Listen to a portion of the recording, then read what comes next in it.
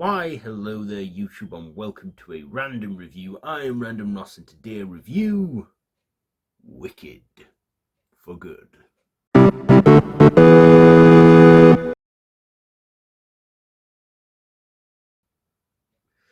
So this is also known as Wicked Part 2. This is the continuation of the film that came out last year, Wicked, which I did review last year and saw. So yeah, this is like the second part because rather than them cram hours worth of the stage show into one movie, they thought, let's break it into two parts and double our monies and that.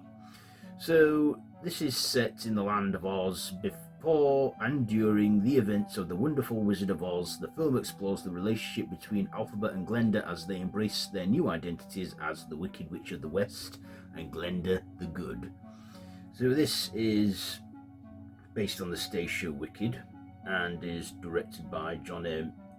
Chu and screenplay written by Winnie Holzman and Dana Fox, starring Ariana Grande, Cynthia Erivo, is that it? Jonathan Bailey, Ethan Slater, Bowen Yang, Michelle Yeoh and Jeff Goldblum. So I've already explained the plot. So what did I like about this one? Well, it was a continuation of the previous film. They did a bit of a time jump because, you know, this is, like I said, during and before the Wizard of Oz. So we follow Elphaba, and yeah, I liked our leading ladies, Ariana Grande and Cynthia Erivo, is that her name?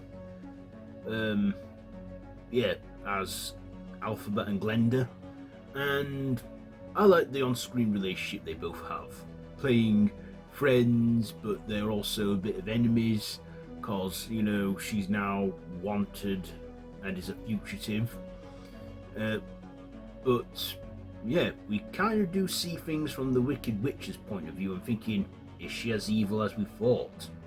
Of course, this is a whole different take on the Wizard of Oz source material, and, you know, is a Broadway show.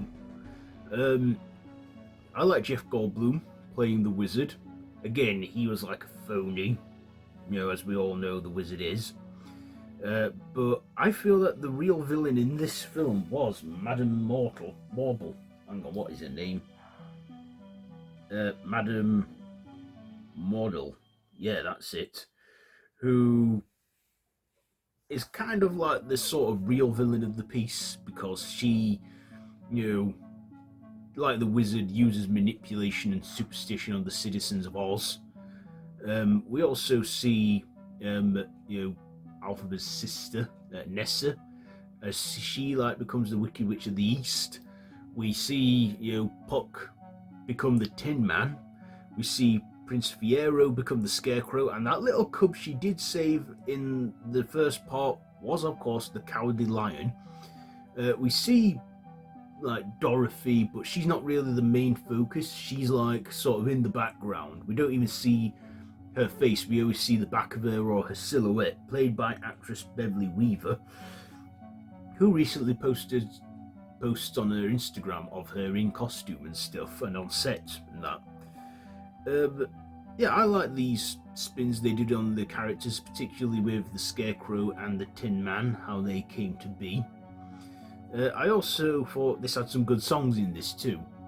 I did like the songs. I am not really a fan of musicals, but, you know, if they're done right and, you know, I like them, then, you know, yeah. But yeah, I saw part one last year. Thought definitely going to see this second part because I want to know what happens. Of course, we do see what happens in the end and everything, how the Wicked Witch is dealt with and stuff. But yeah, I feel it had a fine conclusion and no need for any more movies, Hollywood. So, you know, we don't need another Wicked. I get why it was broken into two films anyway, and, you know, I can see that. I mean, I probably don't know if I'll be able to sit and watch both of them back to back, given that'll be a 5 to 6 hour watch. But yes, I've always liked The Wizard of Oz, though. You know, from the 1939 film to the 1985 spiritual sequel, Return to Oz. Yeah, it's always had a special place in my childhood, probably like a lot of us. The Wizard of Oz is a timeless classic, and, you know, seeing a new spin, a new adaptation on the source material with it being based on the stage show, yeah, it wasn't as long as the first one being 2 hours and 40 minutes. This one was like 2 hours and 17 minutes. So, yeah, but those 2 hours flew by like that. No pun intended there. Um, but this also had a lot of special visual effects to create the Land of Oz, a lot of CGI visuals which we use these days, not like sets or practical stuff that we used to back in the day. But if they've got the money and they can make it look good, then yeah. There was also, you know, some heartbreaking downer moments in this, some sad moments. But, you know, touching moments as well. Heartwarming moments. Feel-good moments. Some good musical numbers. But is this as good as the first one? I don't want to say whether it was or not, because I consider them both to be one film, just in two parts. Because, yeah, especially when films like that are a direct continuation and are meant to be one film, the same story. But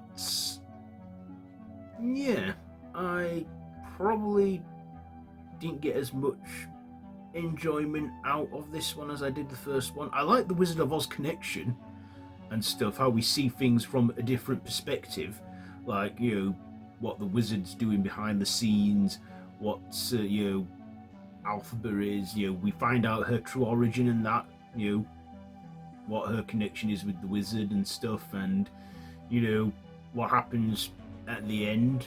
You know, I don't want to give too much away, because if you've seen the stage show, you know what I mean, and, you know, for those who are new to it all, I don't want to give too much away. I want you to check it out for yourself. So what am I going to rate this one?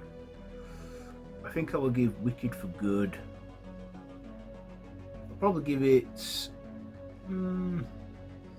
yeah, I'll give it a 4.5 out of 5, I think. 4.5 out of 5 for Wicked for Good. So, yeah, there you go. There is my review on that one. Have you seen it? Let me know what you think down below in the comments. If you like this video, be sure to give it a big thumbs up.